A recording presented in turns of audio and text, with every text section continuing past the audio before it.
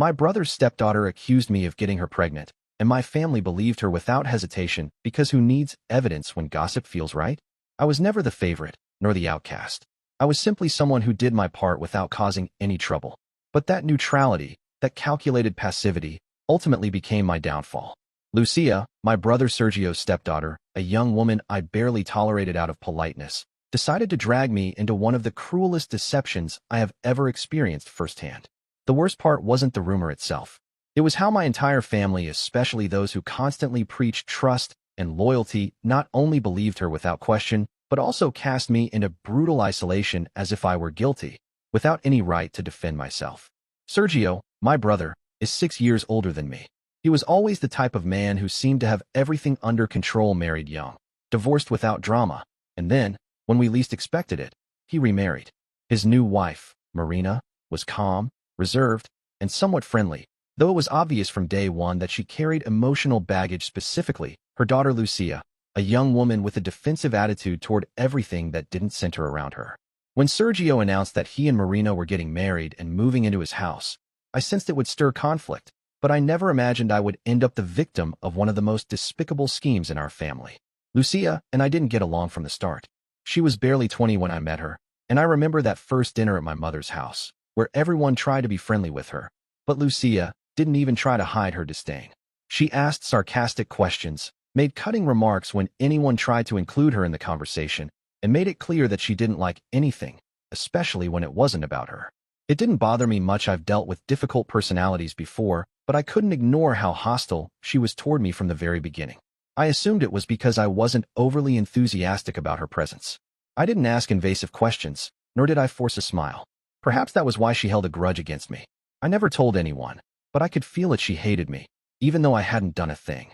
Things escalated the following year when Sergio asked me for a favor.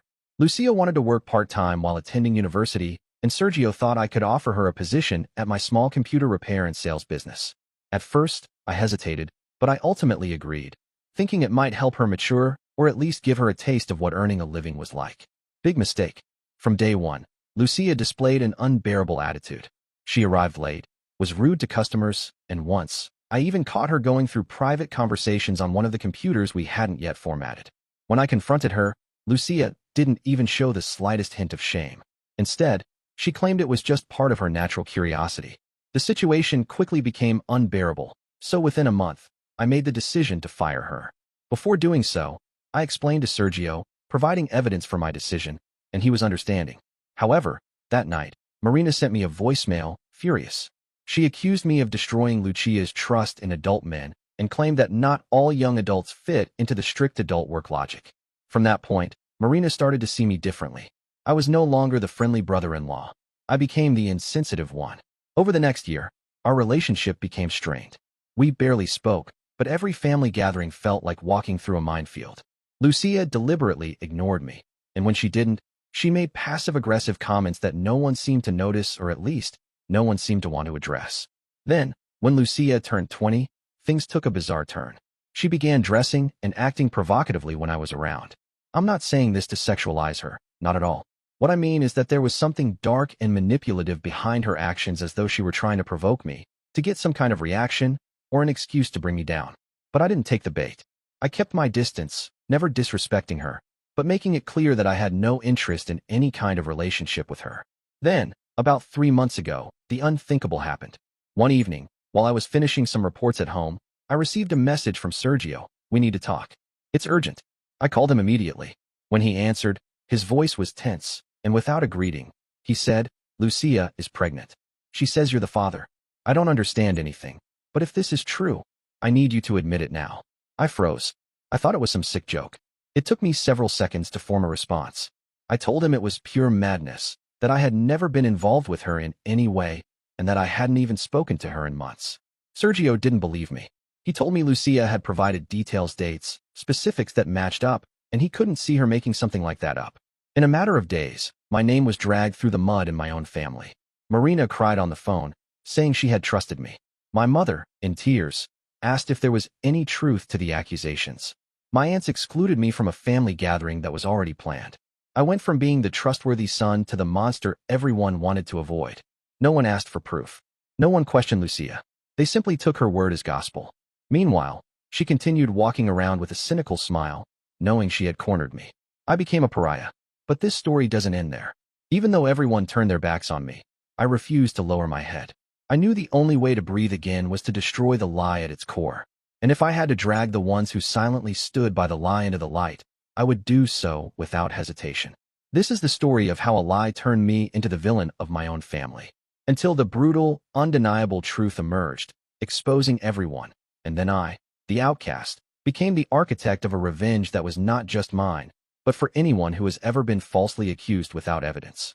2 weeks have passed since Lucia dropped her bombshell, and while time should have, in theory, brought some clarity or at least created space for anyone to question her story, the reality is far different. Every day that passes, I feel more and more stuck in a swamp of complicit silence, evasive glances, and fragmented conversations where everyone seems to know something I don't, yet no one dares to meet my eyes. The accusation didn't just spread within the immediate family, it also started to leak into peripheral circles. Neighbors, my mother's coworkers, distant friends, all those who, while not part of the Sunday dinner table, form the fabric of one's social image. In small towns or cities, these things spread without anyone needing to say a word. Suddenly, I, who was always seen as the quietest, most correct, the one who stayed out of family drama, became an uncomfortable and almost toxic presence that no one wanted to be near. Sergio, my own brother, severed all communication with me after that first call. He hasn't responded to my messages, not even to acknowledge that I was demanding a DNA test. His silence isn't passive, it has weight. It's the kind of silence that condemns through omission, acting as a sentence without a trial. Marina, his wife, blocked my number, and according to my tearful mother, told her that I should stay away from their house, even under the pretense of reconciliation. My mother, for her part, has been caught in a painful dilemma. I've seen her torn between silent indignation and a desperate desire to hold the family together, a family that's been showing cracks for a long time, but is now in ruins. A few days ago, she called me, her voice trembling, the way it does when she's emotionally overwhelmed, and asked me, almost as if it pained her to even voice the question, if there was any possibility that I had done something to Lucia. In that moment, I didn't know what to say, not because I doubted my innocence, but because I realized that even my mother, the person who has known me since before I could understand anything, had been tainted by suspicion. Meanwhile, Lucia continues to play her role with a coldness that borders on the psychopathic. Not only does she stick to her version, but now she embellishes it with carefully constructed details, as though she's writing a novel she's rehearsed until perfecting the exact tone of a vulnerable and brave victim. She says the inappropriate relationship began months ago when I supposedly presented myself as understanding while she was emotionally confused. She claims I manipulated her with sweet words, promises of protection and silence, and even said that I tried to make her have an abortion. When she refused, I allegedly threatened to destroy her socially. She recounts all of this in a low voice, tears in her eyes, in front of Sergio, Marina, and a distant aunt. This week, I received a call from a distant relative, who, despite their pain in questioning me, admitted that they couldn't ignore how horrified they felt by what had been said about me. So far, there's no concrete medical evidence to support Lucia's claims of pregnancy. She says she's pregnant, but hasn't provided any documentation. She claims she's waiting until she's further along to have an ultrasound, and that her mother has advised caution since it's a high-risk pregnancy. The truth is, she's refused a DNA test 3 times, citing that it would be too risky for the fetus, that she needs emotional stability, and that she doesn't want to be exposed to a hostile environment just as she's finding some peace. I can't help but wonder if this lie is not only an attack on me, but a carefully crafted strategy to gain something more, perhaps attention, manipulation over her mother, financial gain, or simply the sadistic pleasure of destroying me. There's no other way to describe what she's doing. It's not teenage mischief or an error in judgment. This is a premeditated attempt to ruin a person's reputation. If someone doesn't intervene soon, I fear the lie will grow so solid that not even the truth will be able to undo the damage. My mother, overwhelmed with anguish, begged me to speak directly to Marina, to appeal to her rational side, the mother who cares not just for her daughter, but for justice. So I did. I wrote her a long, respectful letter, explaining in detail everything that had happened when Lucia worked for me, including the behaviors that led to her firing. I reminded her of the animosity Lucia had shown towards me for years, with no logical reason. I asked her, please, to mediate so we could do a DNA test to get to the truth. I explained that there were scientific and legal tools available to settle the matter. but I never got a response. The only reply I received was a brief email from Sergio telling me to stop harassing his wife with cowardly excuses and that when the child was born, the world would know who the real father was. Faced with this situation, I've started taking action on my own. I contacted a lawyer who specializes in defamation cases. I told him everything, and after listening for almost an hour, he said something that still echoes in my mind. This won't stop on its own. If you let this version stand, no matter how innocent you are, people will remember what she said, not what you stayed silent about. So, despite the sadness, the anger, and the fear of escalating a family conflict to the legal level, I am determined to defend myself. Because if I don't, no one will. Perhaps this would have been easier to endure if I had even one firm person on my side, but I don't. What hurts the most isn't the lie itself, it's the abandonment, the sense of being guilty by default, the way everyone chose to protect the comfort of the lie instead of facing the discomfort of questioning it. But if I'm certain about one thing, it's this. This game is not going to end the way she expects. I will force each of them to look me in the eye when the truth hits them with full force. She herself has denied them, but when that happens, my hand will not falter as I gather each act of betrayal, one by one, disguised as neutrality. A little over a month has passed since all of this began, and though time continues with its indifferent pace, the situation has become more dense, more tangled, and increasingly corrosive. Every day, I wake up with the feeling that I am being judged by an invisible court, one that requires no evidence or arguments, just a well-structured rumor to seal a conviction without appeal. What consumes me most is that this judgment is not only social or familial, but emotional internally. It's silently devastating. I've reached the point of questioning whether I truly knew my family, or if I've simply clung to the illusion that blood ties equaled trust, when in reality, what existed was a coexistence based on custom, not loyalty. Since Lucia made her accusation public, her story has gained a structure that can only be the result of premeditated planning. She's begun adding details that didn't exist before. She now says, for instance, that she used to visit me at the workshop after hours, that we stayed alone until late, and that sometimes I bought her food as an excuse to get close. She's also claimed that I offered her money in exchange for her silence, and that I forced her to delete messages where she supposedly threatened to expose everything. She tells this with such poise and conviction that even the most skeptical might begin to doubt. I don't know if she believes her own lie or if she's simply enjoying the spectacle she's created, but the truth is, she no longer seems like a confused young adult. She's an actress, aware of every word, every gesture, every space of manipulation that the drama she's orchestrating gives her. Meanwhile, the effects on my daily life have been devastating. I've lost 3 major contracts with clients who, without saying it directly, chose to do without my services after the story started to spread more widely. One of them, with whom I had a business relationship for 5 years, sent me a formal email saying, "Given recent circumstances, we prefer not to get involved in situations that could compromise the integrity of our company." He didn't mention the subject directly, but it wasn't necessary. It was no longer just a family issue. Now, it was a shadow that extended to all corners of my professional life. At the restaurant where I usually have breakfast on Saturdays, the owner, with whom I used to talk about soccer and politics, treated me with icy coldness. He placed my coffee on the table without looking at me, and then returned to the kitchen without saying a word. That was when I understood the irreversibility of the situation. The accusation, though lacking evidence, has taken root in public perception. And the most painful part is that I don't need culprits to see it. The looks that are no longer the same, the doors that closed without a sound, and the conversations that ended in awkward silences where there used to be camaraderie, are enough. I tried to talk to Sergio again, with what little pride I had left. I wanted him to at least hear my formal proposal to perform a DNA test as soon as it was medically possible. I wrote him a long message, without rancor, almost pleading.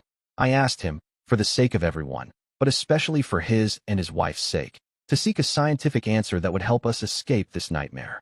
His response was devastating, not because he said anything hurtful, but because he didn't even reply. He left me on read.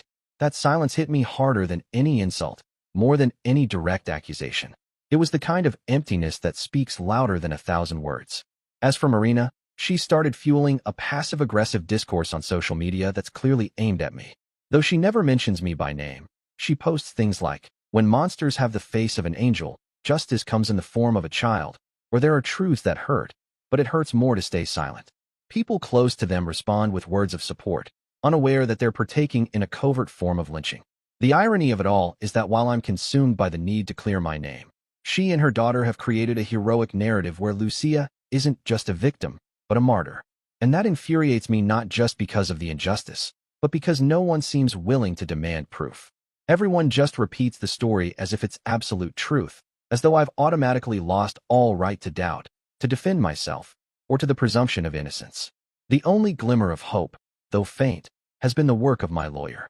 After gathering everything I've experienced so far, and considering Lucia's constant refusal to submit to a DNA test, we've begun the process of requesting a court order to compel her to take the test once her pregnancy is far enough along that it won't pose a risk.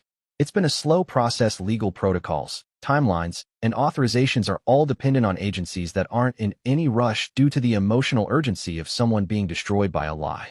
But at least there's a way forward, a narrow path, full of obstacles, but leading to the truth. And that gives me strength. In the meantime, I've started writing a diary, documenting all the events, dates, names, behaviors, and exact phrases I've heard from those now accusing me. I don't know if this document will ever see the light of day, but it gives me peace to know that I'm leaving a record. Because beyond the legal outcome, beyond what is said or proven, I need to reconstruct, even if only for myself, a narrative that restores some sense of coherence. This has been an earthquake that not only shattered my image in the eyes of others, but also destroyed my inner certainties. I'm not fooling myself. I know that the truth alone won't be enough. Even if tomorrow a DNA test confirms I am not the father of this supposed child, there will still be those who believe something must have happened, who will insist that where there's smoke, there's fire. Perhaps I'll never recover what I've lost, but if anything keeps me standing, it's the conviction that Lucia won't get away with it. She may have won the first round, but I have the patience, the resources, and the determination to face her on her own turf. What she's done is not a mistake. It's not a teenage outburst. It is deliberate, destructive slander, and I will not stand idly by while she dismantles my life to sustain her delusion. I intend to return every blow, but mine will be calculated, precise, legal, and final. 3 months have passed since that first accusation shattered any sense of normalcy and thrust me into a constant state of suspicion, anguish, and suppressed rage I've had to manage carefully to avoid being consumed by despair. In that time, my life became a kind of emotional limbo, a repetitive nightmare. Each morning I woke up knowing I had done nothing wrong, yet I lived as if guilty of something monstrous. My routines became robotic, hollow. The isolation dug a hole so deep that at times, I genuinely questioned whether I'd ever climb out. But today, I can finally say, the darkness has started to lift. The light of truth, late, but undeniable, has begun to cut through the dense fog of lies. Because yes, we finally obtained what I had been demanding from the very beginning, the tests. And with them, the truth Lucia and her mother so clearly feared. Getting to that point was exhausting. My lawyer had to push relentlessly to have a prenatal paternity test authorized, one that would pose no risk to the fetus. Marina's legal team did everything they could to delay the process, throwing up ridiculous objections claiming Lucia was emotionally unstable, that such a procedure might harm her irreparably, that they didn't want to subject the victim to further stress. But in the end, media pressure sparked when a few people close to the situation leaked it online, forced the judge's hand. The test was conducted in a private clinic under full legal supervision, with every safeguard in place. I wasn't a direct participant, only a witness, but I'll never forget the moment Lucia walked into that office. She showed no trace of fear or guilt, only thinly veiled irritation, as if it were just another inconvenience to get through before resuming her performance. The results took weeks to arrive, weeks that felt like years. I barely slept, ate only out of necessity, and lived with my phone glued to my hand, waiting for the notification that would confirm what I had always known but needed proven. And when it came, I didn't cry, didn't shout, didn't even smile. I simply sat at my desk, the envelope open before me, and read it over and over until the words etched themselves into my memory. Probability of paternity, 0%. That zero, so clean, so conclusive, was my breath, my vindication. It was the moment I realized I hadn't imagined the nightmare. I hadn't lost my grip on reality. Everything I had endured was real, a deliberate scheme, meticulously carried out by someone who wrongly assumed I would fold. The same day we received the results, my lawyer sent them out to Sergio, to Marina, and to everyone else involved in the case, with certified copies attached. For 3 entire days, there was no response, just a suffocating, tomb-like silence. All those who had been so quick to judge, so eager to cast me out, now seemed to vanish, as if hiding from the shame of their own misplaced certainty. Then, on the 4th day, a message arrived from my brother. Not a call, not a visit, not even an email, just a text that read, "I need time. I will talk to you later." That was it. No apology. No recognition of the damage done. No trace of remorse. Just a hollow, tepid sentence that didn't soothe my anger, but instead transformed it into something sharper, colder, and more resolute. What followed was even more telling. My lawyer, already deep into the groundwork for a potential defamation suit, uncovered something that opened a completely new front in this ordeal. Serious inconsistencies in the medical documents Marina and Lucia had provided to support their claims. Dates didn't line up. Doctor names didn't exist. The formatting didn't match the standards of the clinic they supposedly visited. We then cross-referenced those details with the actual clinic where the DNA test had been performed and found nothing. No record of previous visits. No ultrasounds. No prescriptions. No consultations. It was as if Lucia's pregnancy had begun and ended on the very day of the test. That's when my lawyer, with all the caution demanded in legal matters, told me what I had quietly begun to suspect. All the evidence pointed to one conclusion: Lucia had never been pregnant. At first, I resisted the idea. Not because I still believed her. By then I saw her for what she was, a calculated fraud, but because I struggled to comprehend how someone could go so far, fabricate something so elaborate, risking not only her own credibility, but her mental well-being and her family's trust, just to destroy someone else. But the evidence was clear. Lucia had forged documents, constructed a false narrative with conflicting dates, and carried it forward for months without a single crack in her performance. She wasn't a confused girl. She was a manipulator, a practiced liar with an unnerving gift for theatrics.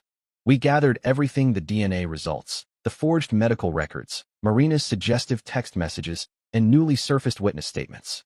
Among those willing to speak was a cousin who, while never confronting me directly, admitted she had doubts from the start. She'd seen Lucia at a recent party, drinking wine and dancing, carefree. When asked about the pregnancy, Lucia simply laughed and said everything was fine, but they didn't want to talk about it because there are bad people who wish me harm. That line, so scripted, so conveniently vague, was what finally set off the cousin's alarm bells. It was too polished, too pat for someone supposedly living through a trauma. Real victims don't speak in sound bites. And so, piece by piece, the elaborate house of cards Lucia had built began to collapse, not with an explosion, but with a slow, painful, and inevitable creak. The most crucial step still lies ahead: the direct confrontation, the legal reckoning that will finally set everything in its rightful place. But for the first time in months, I can sleep without feeling the constant pressure of a knife at my back. Because the truth, though delayed, has returned to me: what Lucia and her mother tried to strip away: my voice, my name, and my dignity. With those pieces of myself reclaimed, I move forward without hesitation toward the part I've been truly waiting for: making them pay. If they thought all this would simply end with a paternity test, they were deeply mistaken. This is only the beginning. For months have passed since the first lie was spoken, and in this final stretch, the accumulated tension, the suppressed fury, and the hunger for justice have begun to find a real outlet. I can't say the atmosphere has calmed; it hasn't. What's happened instead is a shift in the scandal's nature. We've moved from hostile stares, passive-aggressive whispers, and thinly veiled threats to a sort of collective retreat. It's not a movement toward reconciliation, but a retreat into silence, a cowardly attempt to hide the shame of having been complicit in such a grotesque fabrication. The truth, as expected, didn't bring instant relief. Instead, it ripped open all the rotten seams in the family's fragile fabric. What had once been masked as neutrality or caution now revealed itself as hollow loyalty and subtle betrayal. Soon after the DNA results became official and the falsified medical documents were exposed, a quieter wave of gossip began to spread, rumors designed not to admit fault, but to soften the collapse of Lucia's story. Some aunts murmured that maybe Lucia had been confused, that perhaps she mistook someone else for the father, and I was dragged in by accident during a moment of desperation. Others, feigning concern, floated the idea that Lucia wasn't mentally well, that her actions were the product of emotional instability rather than malice. But not one of the people who had so eagerly expressed outrage at my supposed actions offered me a direct apology. Shame turned them all into cowards. For many, it's far easier to create a new narrative to excuse their error than to admit they failed miserably, believing the word of a girl with no proof, and condemning, without hesitation, someone they'd known their entire lives. Sergio, for his part, finally resurfaced, though not in the way I'd hoped. He didn't come to me. It was my mother, after weeks of quietly pressing him, who arranged a meeting at her house under the pretext of clearing the air. I agreed to attend, not to reconcile, but to look my brother in the eyes and force him to face, with my very presence, the damage he had helped inflict. The scene was tense from the start. Sergio arrived alone, without Marina, pale and visibly worn down. The moment he sat in the living room, he lowered his eyes and began speaking in a low voice, almost like he was confessing a crime he didn't fully grasp himself. And then he said it. Lucia had confessed. She had made it all up. There was no pregnancy, no relationship, no threats, nothing. That was when the truth finally surfaced. Under pressure from the court summons and demands for authentic medical documentation, Lucia broke down. She admitted everything plainly, without remorse. She had done it because she hated me. Just like that. Because I had fired her. Because, in her twisted logic, I was to blame for her life falling apart. I had, in her mind, ruined her image in the eyes of her mother and Sergio, stripping her of the pedestal she believed she deserved. Sergio recounted all of this like a man utterly defeated, but his words didn't move me. The idea that my step-niece, a young adult who had barely turned 18, was capable of sustaining such an elaborate lie for months, inventing a pregnancy, falsifying documents, and dragging an entire family to the brink of collapse out of sheer spite, didn't make me angry in the way I expected. Instead, it triggered a cold, silent fury that locked away any urge to yell or rage. I stared at him unblinking as he muttered over and over that he didn't know what to say, that he didn't know how to fix any of it, that he understood if I never wanted to see him again. And although every part of me wanted to scream that I didn't forgive him, that I never would, that he was a coward for not demanding a test from the beginning, all I managed to say was a single, flat phrase. I'm not interested in your apology.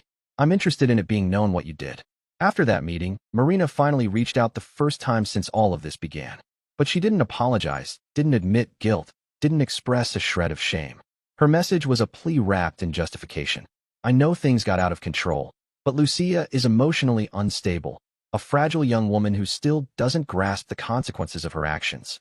I'm asking you to please withdraw the lawsuit, at least for what's left of this family. Don't do this to your brother. Reading those words stirred something so complex, so contradictory, that I had to reread the message several times. This woman who had stood by while her daughter smeared my name, who had fueled the lies, who paraded the falsehood across social media and family circles, was now asking for compassion. She was asking me not to destroy the very thing she and her daughter had already blown to pieces. I didn't answer. Her message didn't deserve a response. Instead, I met with my lawyer and gave clear instructions. Proceed with the lawsuit for defamation, forgery, and moral damages. Because this was no longer just about clearing my name. That had already begun with the truth confirmed in court. This was about setting a precedent. About making Lucia, Marina, and anyone else who participated in their lie understand that words have consequences. That actions carry weight. That no one has the right to destroy another person's life out of hatred, jealousy, or personal resentment. I don't care if justice moves slowly, if the legal process is tedious, or even if the eventual punishment is mild. What I demand is a permanent, indisputable record. A legal document that makes it clear I was slandered. Lies were told about me. I was wrongfully vilified. And I was cast out of my own family under false pretenses. I want Lucia to face the consequences every time she applies for a job, to feel the weight of that stain on her record. I want Marina, whenever she quietly repeats her version of events, to know that a legal ruling exists that directly contradicts her lies. And I want Sergio, every time he sees me, to remember that it was his passivity, his lack of backbone, and his blind loyalty to a fabrication that turned me into a public enemy. This is an impulsive revenge. This is deliberate justice, a form of reparation that doesn't need to scream, but instead leaves a permanent mark. I want this to be documented, recorded, established beyond doubt. I no longer want to be looked at with pity. I want respect. And for that to happen, every person who played a part in this nightmare will have to answer for their actions. One by one. In time. With evidence. With the same cold detachment they showed when they condemned me. If I've learned anything over these months, it's that being innocent isn't enough. You have to fight to prove it, to defend it, and to ensure that those who try to destroy it are held accountable, without hesitation or remorse. And that is exactly what I intend to do until the very end. 6 months have passed since the first accusation was hurled like a poisoned dart into the heart of a fractured family. Looking back on the path I've walked, the emotional storm, the professional and personal losses, the complete isolation imposed by a lie crafted with surgical precision, I can now say that the truth has not only been acknowledged, but has finally brought real, tangible consequences. Justice, though delayed, has arrived. And it hasn't whispered, it's spoken with the unrelenting weight of evidence. Cross-examinations, forensic reports, witness testimony, each piece dismantling the elaborate scaffolding of lies Lucia built to ruin me. The final hearing took place just days ago, bringing formal closure to this chapter. But let's not fool ourselves, betrayals of this magnitude don't fade with a judge's ruling or a sentence read aloud. These wounds run deep, just beneath the skin, and they only begin to heal when the perpetrators are forced to reckon with what they've done, even if only symbolically. The hearing was unforgettable, not because it marked the climax of the legal process, but because for the first time, every person involved was gathered in one place, confronted by the truth. No screens to hide behind, no gossip to shield them, no cowardly silence to protect them. Lucia was there, flanked by Marina, both dressed with calculated modesty, trying to project calm that crumbled within minutes. When my lawyer began presenting the evidence, falsified ultrasounds belonging to other patients, forged medical records, certificates from non-existent clinics, the facade collapsed. The fraud was so obvious, so clumsy, so disturbingly bold that even Lucia's attorney didn't try to refute it. He simply bowed his head and pleaded for leniency, citing her youth and supposed emotional instability. And that's when something unexpected happened. What I thought would be a sterile, procedural conclusion focused on hard facts took a different turn because the weight of the prosecution's request for a harsher sentence triggered something no one had predicted: a public confession. Lucia broke down in tears, but it wasn't the cry of someone seeking forgiveness. It was the cry of someone cornered, exposed, stripped of any means to escape. Through her sobs, without lifting her eyes to anyone in the courtroom, she admitted everything: that she was never pregnant, that we never had any kind of relationship, and that it had all been an act of personal revenge for being fired from my business. She said that from the moment I let her go, she felt humiliated, pushed aside, unable to recover from the blow to her pride. That's when the idea of making me pay took root, not through violence, but through something far more damaging: the destruction of my reputation. At first, she admitted, she only planned to spread a rumor that I had made inappropriate advances toward her. But when she saw how her mother immediately believed her, how my brother didn't push back, and how the rest of the family quickly built a narrative around her supposed victimhood without questioning a thing, she decided to go further. Creating the pregnancy hoax was easy. She found images online, fake prescriptions, copied data from real documents. No one asked for proof. No one challenged her story. That silence empowered her. It made her feel invincible. Throughout Lucia's statement, Marina said nothing. She didn't defend her daughter, didn't try to stop her, didn't utter a single word of protest. For the first time during this entire ordeal, she simply let the truth be told from the only person who could tear the whole lie apart: Lucia herself. And at that moment, I realized something profound. What hurt them most wasn't the exposure of the lie, but the loss of control over the narrative they had crafted and nurtured for months. Now they had to watch it collapse, not because of anything I said, but under the weight of undeniable facts. The ruling was unambiguous. Lucia was found guilty of aggravated defamation, document forgery, and moral damages. She was ordered to pay a substantial fine in installments over the next several years, and a restraining order now bars her from contacting me directly or indirectly for a minimum of 3 years. Additionally, Marina, as a secondary party who enabled and validated the falsified documents, was handed a separate financial penalty and officially recorded as a passive accomplice to the defamation. There was no prison sentence, but that was never my goal. What I needed was a precedent, a formal, irrefutable legal record that confirmed everything I had been saying since day one. A document that restores, at least in part, the dignity stolen from me by the malicious actions of someone who played the victim with no regard for the destruction she left in her wake. Since the ruling, I've received messages from family members who once turned their backs on me. Some offered weak excuses, claiming they didn't know what to believe or that they simply wanted to stay out of it. Others remained silent, likely hoping that time will wash away their complicity. Sergio sent me a long email, full of regret. He wrote that he would never forgive himself for doubting me, that he feels like a fool, a traitor, an absent brother. I didn't reply, not out of bitterness, but because there are wounds that words alone can't heal. The months I spent in the shadows, defending my truth in complete solitude, can't be erased with a written apology. If forgiveness is ever to come, it will have to be earned through actions, not through messages laced with delayed remorse. Today, I am focused on rebuilding my life. My business, though impacted, has started to recover. Some former clients have slowly begun to return. I don't hold it against them, but I also don't forget. I've learned to be cautious with superficial loyalties and polished facades. I've come to understand that in times of injustice, claiming neutrality is not noble, it's cowardice. That silence, in the face of false accusations against an innocent person, is just another form of complicity. I don't know if I'll ever be able to fully close this chapter. But what I do know is that the lie that turned me into a pariah has been methodically dismantled. The truth suppressed for a time found its voice and emerged. And I, instead of falling into despair, chose to fight with intelligence, with patience, with strategy. Today, those who tried to destroy me carry the stain of their own choices. And I, though scarred, move forward with my head held high because when the world turned against me, I never begged for sympathy. I only asked for justice. And I got it. Dear listeners, please share your thoughts in the comments section below and don't forget to like, share, and subscribe.